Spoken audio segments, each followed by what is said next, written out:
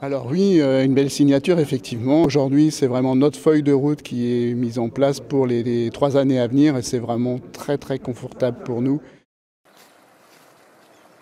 On a une équipe au sein du syndicat qui est compétente et qui peut mettre en œuvre des actions tout à fait concrètes d'amélioration effectivement d'un réseau hydrographique qui est aujourd'hui un peu dégradé. Ce qui permet d'être optimiste à l'issue de la signature ou au moment de la signature de ce contrat territorial de bassin versant, c'est l'engagement que formalise cette signature. C'est l'engagement des territoires, communautés de communes, aux côtés du bassin versant et la volonté collective de multiplier par 3 les efforts pour la reconquête de la qualité de l'eau.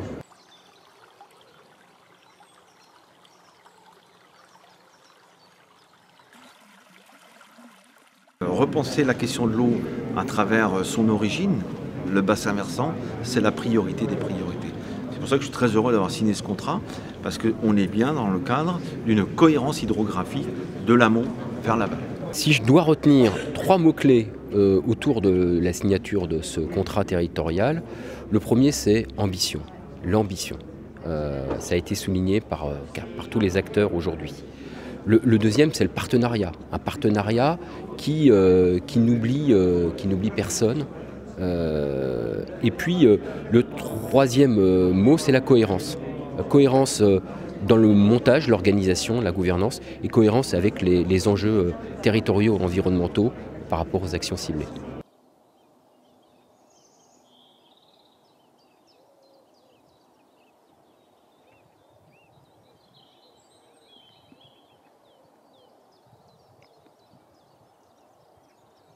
On y met des moyens financiers qui derrière vont déboucher sur des moyens humains parce que pour mettre en place les actions, il faudra bien évidemment qu'il y ait des personnes qui soient des techniciens de rivière, etc., qui soient à l'opérationnel. Donc c'est vraiment une volonté politique aujourd'hui et c'est une prise de conscience générale. De toute façon, si on ne fait rien, on sera comptable demain de toute façon, quoi. Et la dépense, il faudra la faire. Donc il vaut mieux être anticipé et puis être acteur en fait de l'action, quoi, en fait. L'action de restauration a été engagée, on va dire, ces 10 dernières années vraiment avec une force un peu plus importante sur les milieux. Donc on peut déjà mesurer finalement le gain ponctuellement du bien fondé de toutes ces actions. C'est sûr que l'état écologique des milieux étant tellement dégradé sur nos cours d'eau que l'action doit se continuer, voire même se renforcer. Et c'est bien à ce titre-là qu'on vient aussi apporter en tant que pêcheur notre expertise pour mener à bien ces actions de restauration. Pour nous, tout ce qui va être sur la préservation de la qualité de l'eau est indispensable parce que ce sont des actions qui sont menées depuis de nombreuses années par les 2 syndicats qui ont fusionné, le syndicat de la Flume et de l'Île-et-Îlet.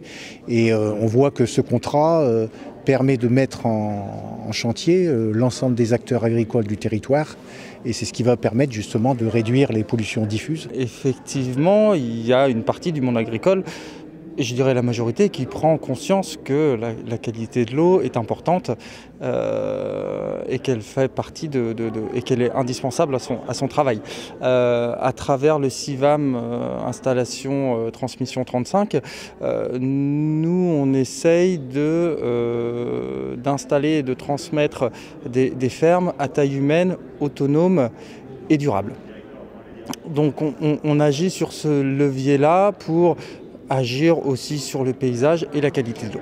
Les enjeux sont lourds, les sujets sont compliqués et effectivement elles sont aussi très diverses. Le champ d'action est très très large. Mais néanmoins, on a une équipe de collaborateurs et de collaboratrices qui sont engagés, qui sont très motivés sur le sujet. Donc je suis assez confiant sur le fait que ça se passe très bien.